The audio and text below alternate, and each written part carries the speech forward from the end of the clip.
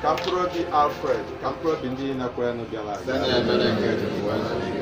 Kamprodi Alfred, Kamprodi Bindi na kwenu gala. Kamprodi Alfred, Kamprodi Bindi na kwenu gala. Kamprodi Asu Kanada. Amen. Kamprodi Asu Kanada. Amen. Kamprodi Asu Kanada. Amen.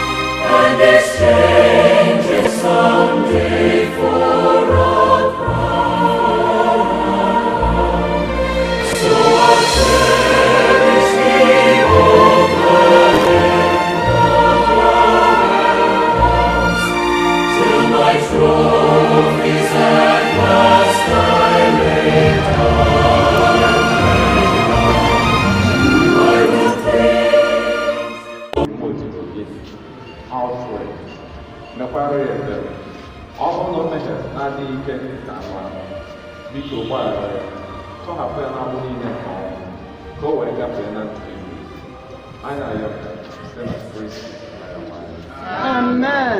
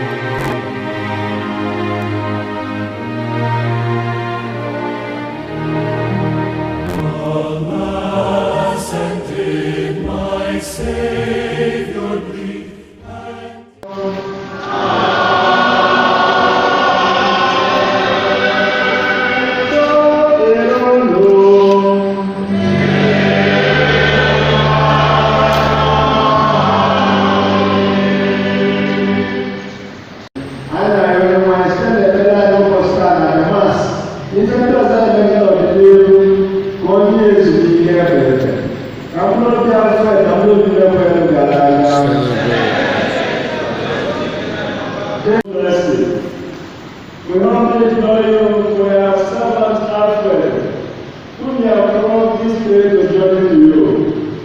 And since we hope and believe in you, grant that we may be led to our true homeland, to delight in His everlasting joys. Through our Lord Jesus Christ, the Son, He lives and reigns with you in the unity of the Holy Spirit, one God, forever and ever.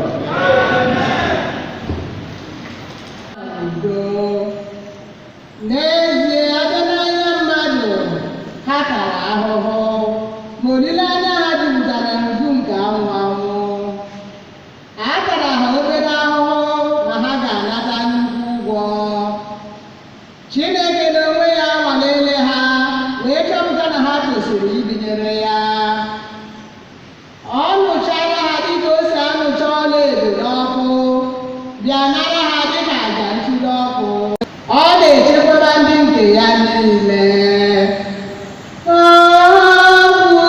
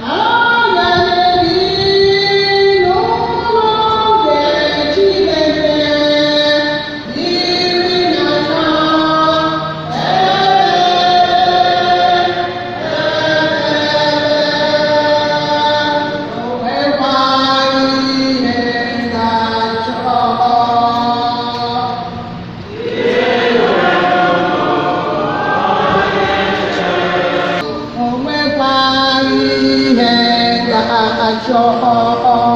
John dere.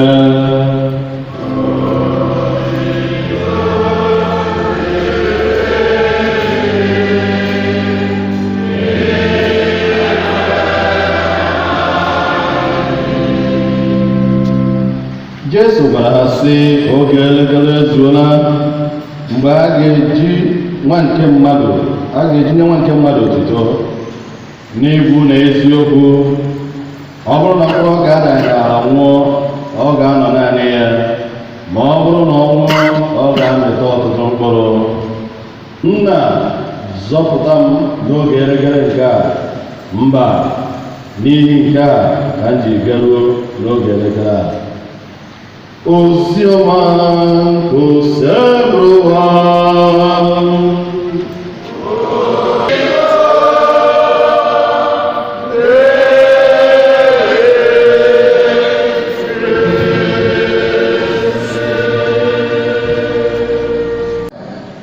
N'ime Chukwu.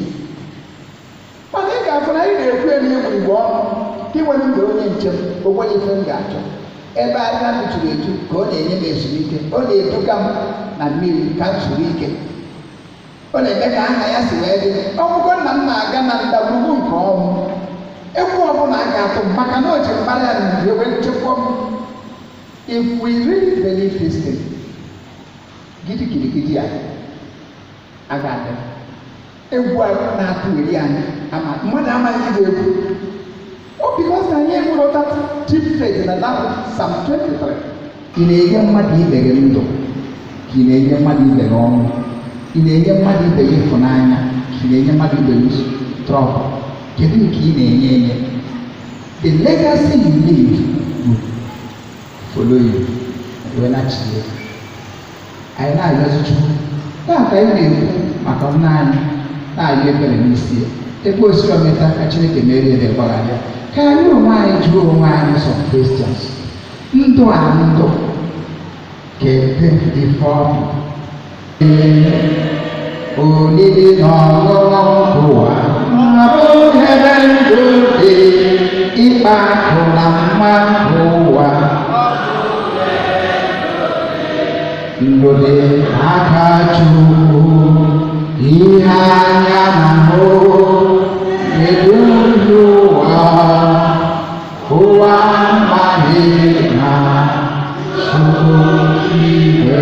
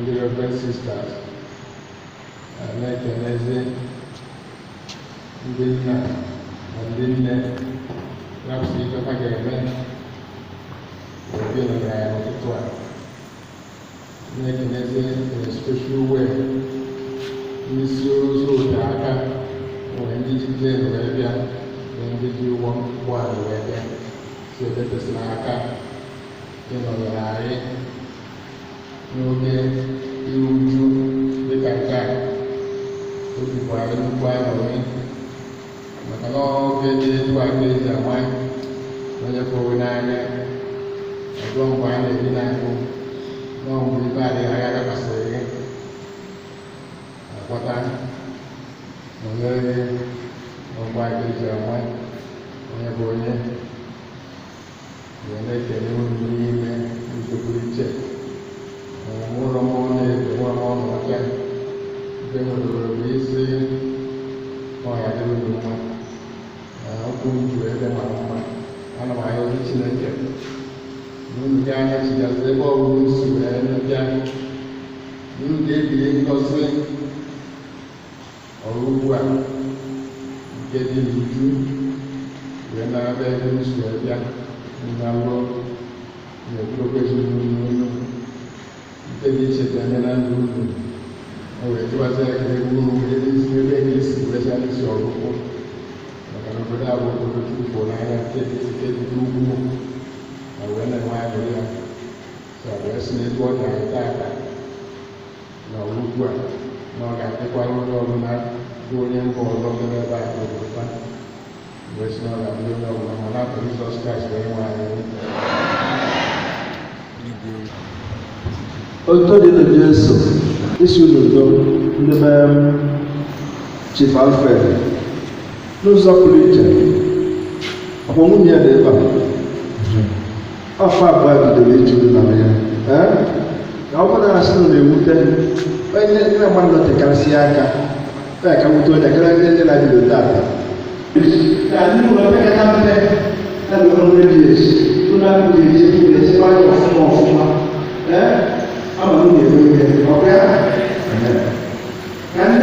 ka nna m kwuru ndị elu na-agba ndị elu okirikiri unu ya ọfụma mgbe m chọrọ achọrọ onye nke ọkpakịta achọ onye nke ọkwa ibe ya njikọ ụlọ na-achọ obere aka ndị ma obodo na mawụsa aka ebe niile ihe na nna nwa n'ezinụlọ ọ na-akụ na-ebu aka na the longer ndị ọrụ ahụ the more ka chukwu ya ma alụ ya ọmụdị ịzụ na asụsụ ya ọrụ n'otu osi ya na eji akwụkwọ dị afọ na ndị ndị ebe gara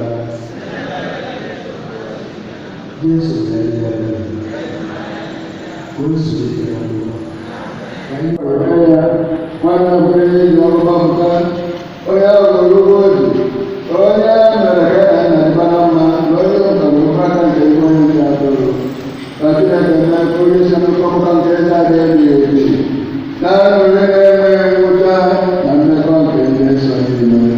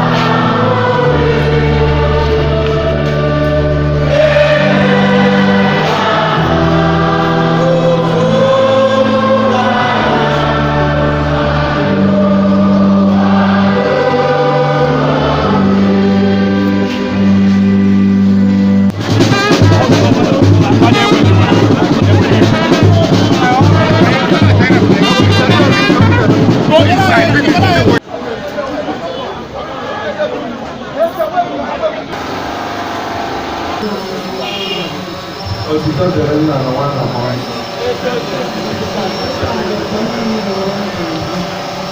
anyị nọ n'eluigwe.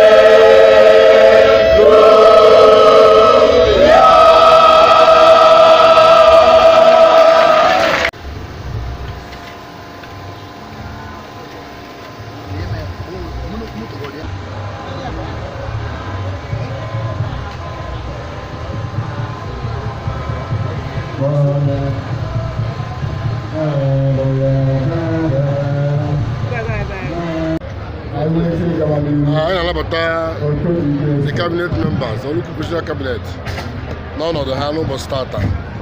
I know soon enough.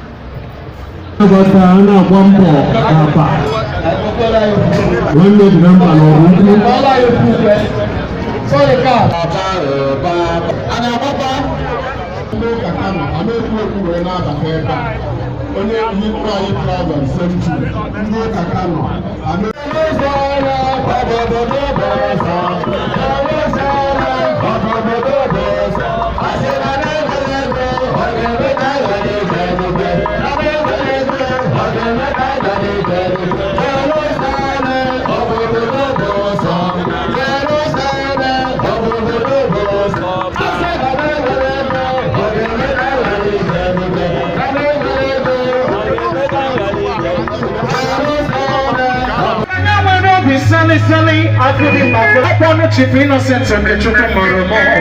Emana Sibrogo one then now more. Shadow on! Yeah, Mama.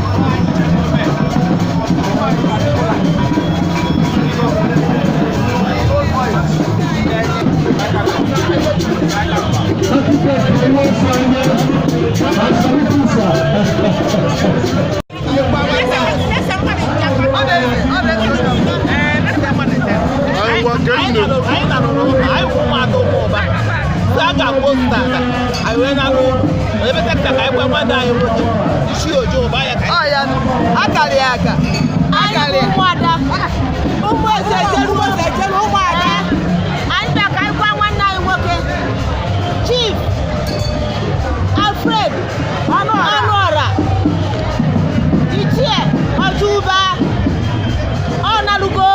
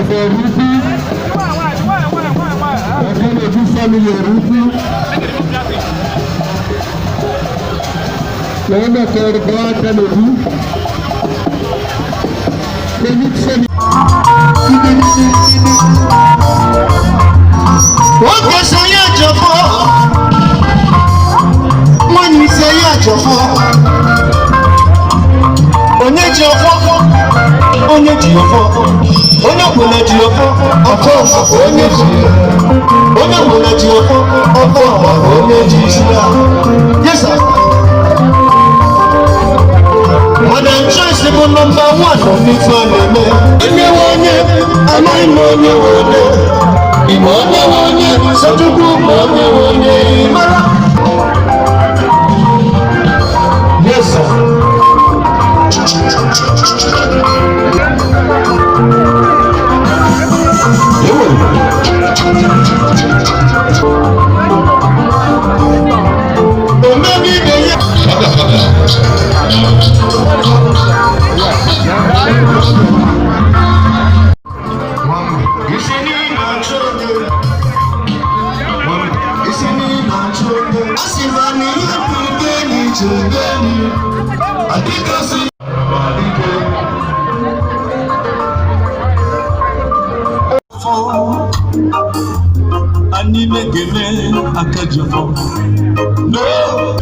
The arrival of Chimaluzu. Here we go, Chimaluzu. I don't know what time you go stop. I don't know.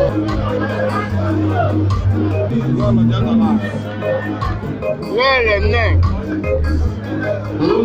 I'm the age woman. Don't say no test. Seto. Welcome. It's Africa. I make it.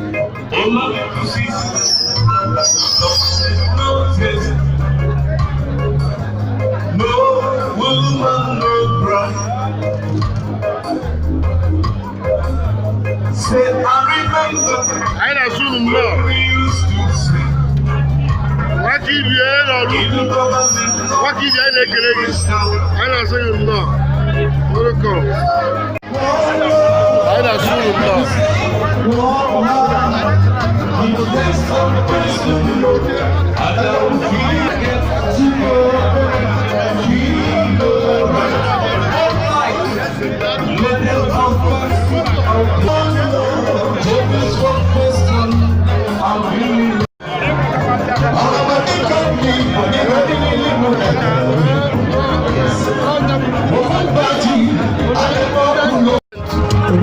Abia gọmegharị ya ka o wee kelee ndị bịara akwamozu nna di ya anyị na-anya efu plọf ka ọ na-esi n'azụ na ndị inyom dị iche iche anyị na-asụ unu nnọọ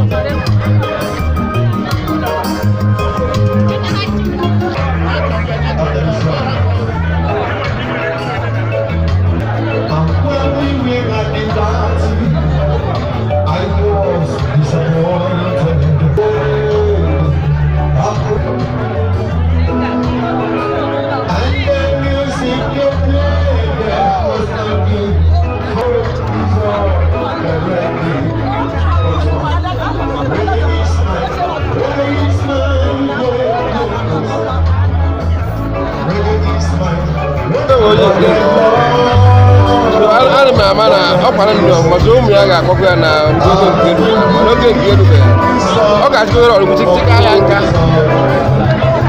ebe nna ya ọkọrọ ya nọ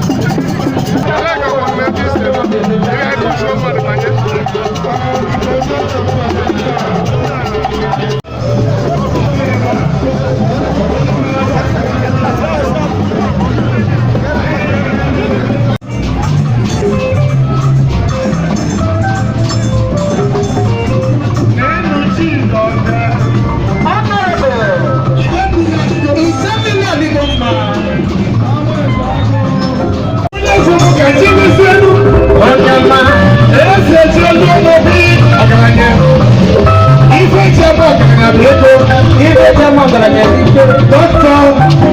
Dominic Opportunity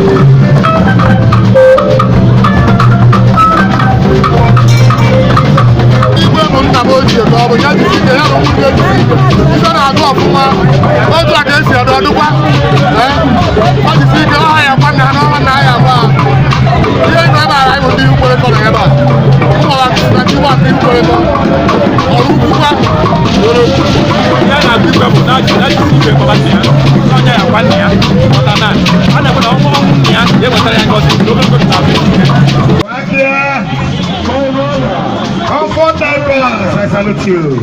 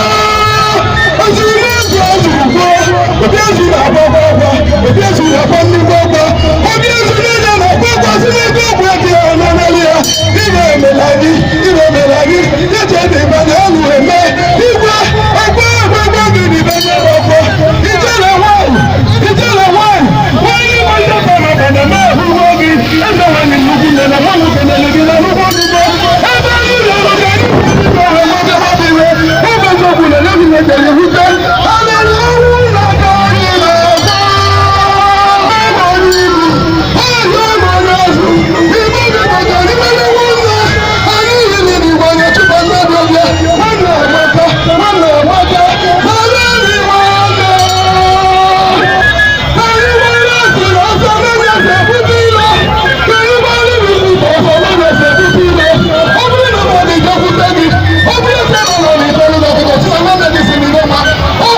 Let's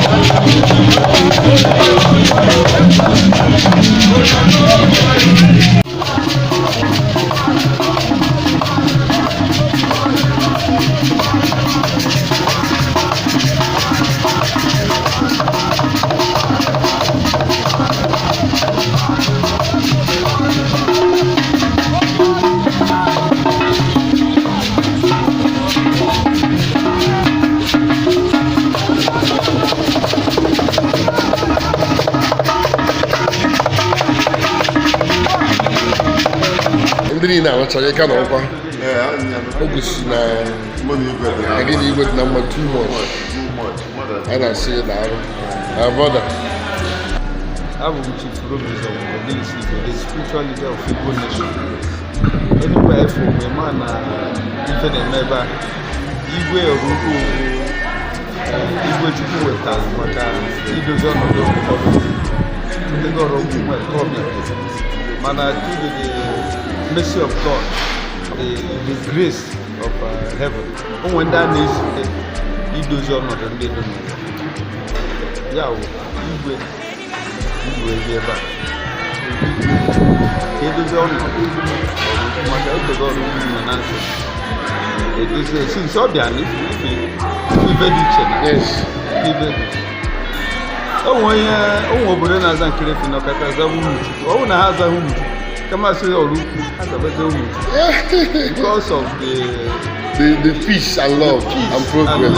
Because Chukwu chọrọ ebe udo dị, igwe udo ka eweta, igwe ịfụnanya ka eweta, igwe na-agbaghalụ ka eweta, igwe Kraịst ka eweta. So ya belu, I work with spiritual leaders in the entire universe. Like I'm a spiritual man. I belong to all religion, member of none. I belong to all tribes, even though I have no need. For me to be here, even I can walk to kita ndera kono bibido. Ina yifuru nwanyi na kweba. Oge gara aga, I message coronation. Okwa this time kam fireworks na ala enu. When you buy fireworks to consolidate. Na ife meloga ndia. Ife ya ala live for long. And all you can enjoy. And I say, I'm a prince, like I do them. Udegba, Mpachukwu Iwe Makeno Leba, Papa Rapula, Jebe, Chief Alfred, I was a guy there, I made a people say, I want to live with Baz. I said, Jane Coleman. I hear me Leba attack. Only do come. So, onye ọbụla bịa ebe a taa mana ihe ndị gara ọfụma and very peaceful and gaa ọfụma so n'anya ịbụ ndị mmadụ ebere ọfụma and ọ ga-ebu ebe o ji n'eluigwe na ihe nna ayọzi ụmụ ya biko papa biri ezigbo papa Alfred Ọnọrọ dị ezigbo ka ha soro ụzọ ụkwụ ya ụkpụrụ ụkwụ ya esetu anya afọ onwe ya n'anya na-akparịkọta nkata dịka ụmụnne onye nna ya. Afọ m bụ Messi Apostle, onye na-eje mgbe ọ na-eme n'ibe anyị ọgụgụ ebe ọ bụla ọ na-eme na ọgụgụ. Yes, anyị mere ebe a n'ụbọchị taa bụ 26th of November 2020 ka anyị kọva mmemme nke akwamozu nke Chief Alfred Ọnọrọ bụ Chi Ojimba, Papa Igwe Chinyere Eze nke ọ na-emere anyị jiri ọbụla ilezi anyị ihe so n'ega anyị bịara were kọva ihe ndị mmadụ bịara n'ikem na ikem, ndị ọrụ ugwu ji eme ọrụ bịara, ndị obodo ji eme ọrụ, ndị Naijiria ji eme ọrụ, ndị Igbo ji eme ọrụ bịara. Nwere onye a na-achọ achọ ebe a, ndị igwe dị iche iche si n'obodo dị iche iche bịara maka na Igwe Chinyere Eze bụ nnukwu igwe. Ọ igwe nwere NAFDAC nọmba, igwe nwere adreesị, igwe bụ barista, nwere doctorate degree, bụrụ obere mmadụ. Ya bụ obodo dị iche iche bịara wee nọnyere wee gosipụta ịfụnanya ha nwere n'ebe ọ nọ, ya na ụmụnne ndị ọzọ pharmacist bụ eze ndị ọzọ. Anyị kere Chineke ihe niile gara nke ọma, kpere anyị kere Chineke sara anyị ya wee na-ayọ Chineke ka o chekwa ha bụ ụmụnne nke udo na ọṅụ. Enweghị asịka ihe obi Alfred Ọnọrọ ka ndị ndị na-ekwe site na ebere nke otu Chineke na mkpụrụ obi ego o metara Chineke ewela asị akwamozu a na-eweta nnukwu udo n'obodo a, wete n'ezinụlọ a.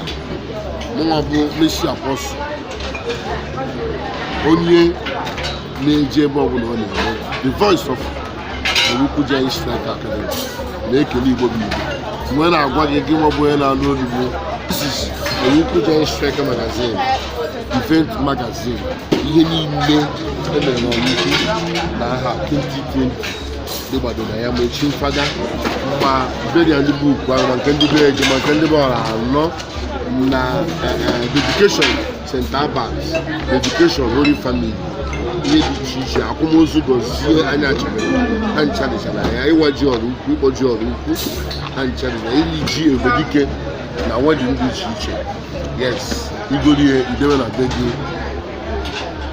maka na onye nwere na biya na-enwe aṅụrị mgbe ọbụla iji emepe na-enwe aṅụrị ị ga-afụ ihe niile emere n'Ọrụ Ukwu na ya bụrụ nke gị ọ bụ ihe nke izizi ka anyị mepụtara anyị megidere emume a na-eme n'Ọrụ Ukwu ka anyị chịkọọ ya ọnụ every 2-3 months anyị chịkọọ ya ọnụ ọ dị n'ofu akwụkwọ ka o wedịrị ndị mmadụ izi ileregasị na efegasị ihe na-eme n'Ọrụ Ukwu anyị na-epromotugo ngwaahịa dị iche iche na ya ngwaahịa ndị mmadụ ndị na-azụ ahịa ndị be anyị na-azụ ahịa tinye promoshọn ahịa gị nye advat ahịa gị site na ya ndị mmadụ ga-enweta ihe ị na-eme so na anyị ga-ebuli ahịa gị elu ọ ka bụkwa Miss Apostle Martin, the voice for Ọrụ Giant Striker. Daalụ.